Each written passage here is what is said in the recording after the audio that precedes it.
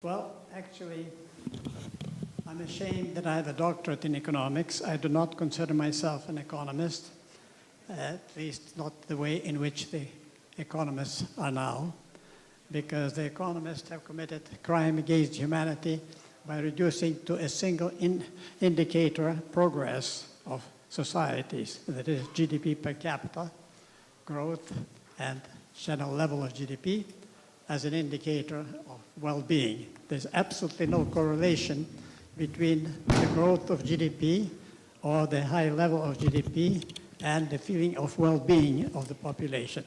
So I have to kind of deny that I'm an economist.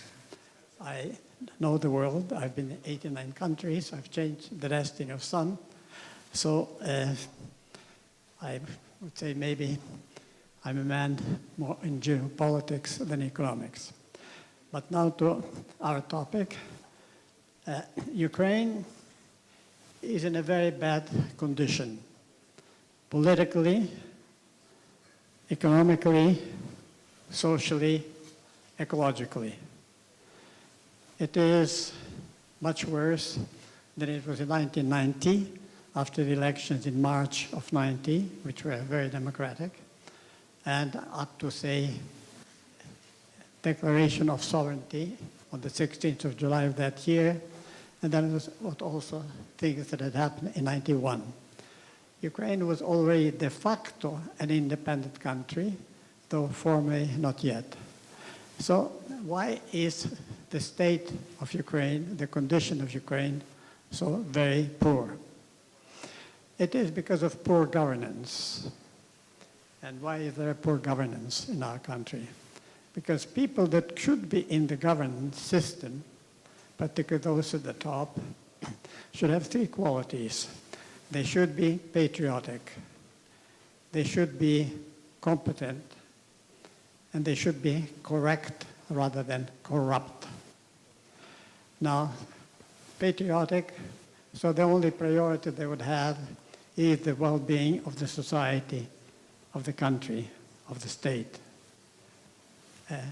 They should be competent, they should know what they are to do, and be able to do it effectively. And thirdly, as they say, they should be correct in the sense than corrupt, as so many happen to be. Now, given this kind of condition of the country, is it appropriate to have a conference on investment? I think it is. In fact, it's an excellent timing to have this kind of conference, and I'll try to enumerate some of the reasons why. Well, the very first reason why, I would say that there is this deregulation program that is being implemented now for nearly 2 years.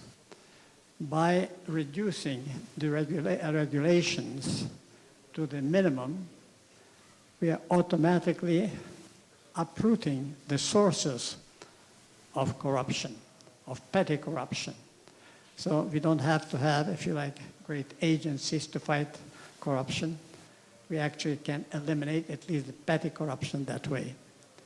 Now, the second, it's a more perhaps important indicator why we should have a conference on investment, is that we have shifted to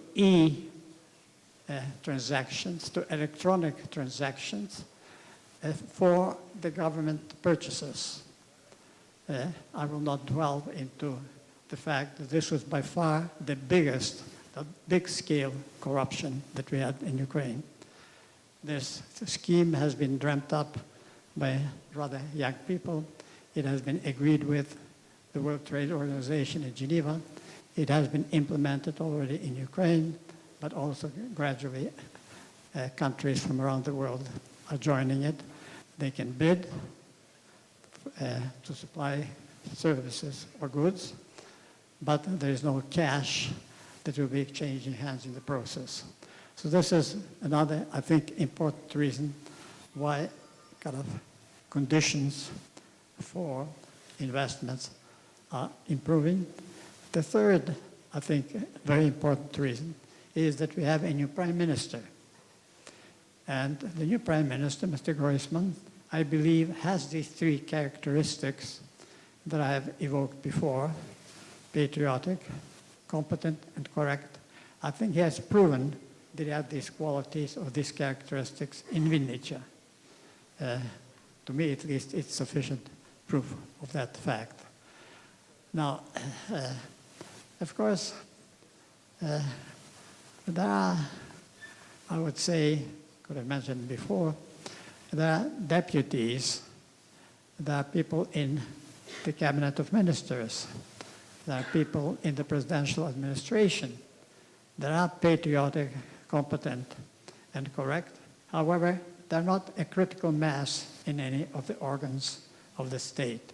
And therefore, they do not really have enough influence on what laws are passed and what is actually implemented and how by the executive branch of government. So now, yet another reason that I could mention is, maybe I'll,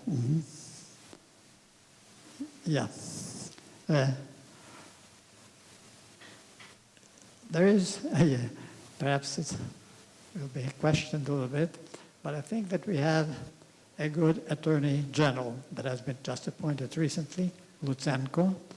Now, I know that the nomination procedure, or the decision on that, has not been done in a very orthodox fashion.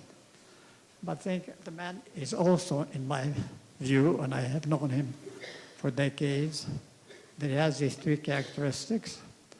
Secondly, he has a very strong will.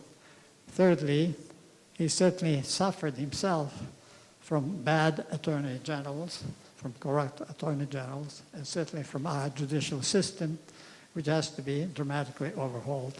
That's one of the points that I'll mention again.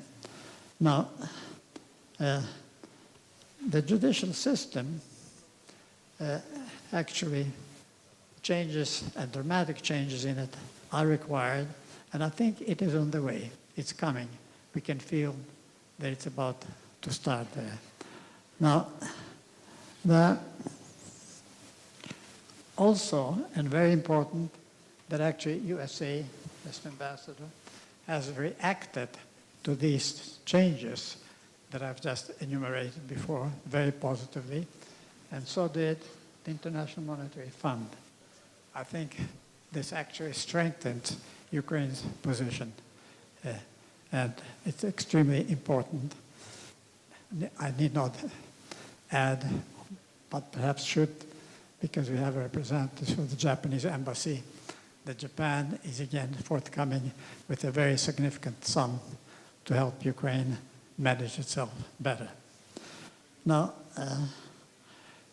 I would say, however, that with all these sort of positive factors and changes, we still have to admit that Ukraine cannot just do with slow, sometimes it's a snail-pace type of reforms.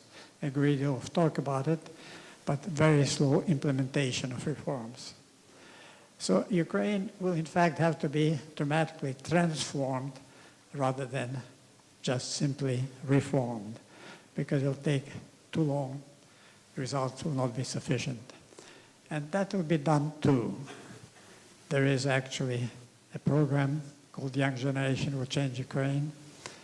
There are, aside from participants on this program, there are over 2,000 graduates of better Western universities that actually decided to return to Ukraine over 2 years ago, and the return to Ukraine simply to do something for Ukraine. All of them, I stress, could have had very nice jobs. They could have had very comfortable salaries. They returned with a single motive: we want to do something for our country.